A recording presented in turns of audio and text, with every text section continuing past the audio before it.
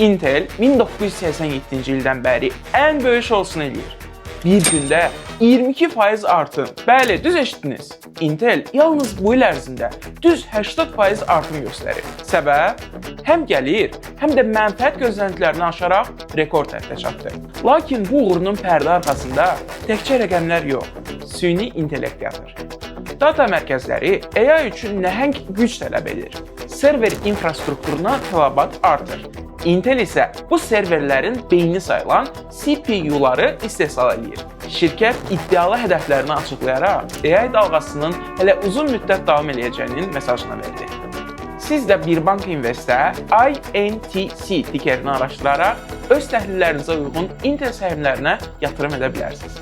Amma unutmayın dostlar, mən sizə sadəcə bazarda olan yenilikləri çatdırıram. Yəni ki, bu yatırım tövsiyəsi deyil.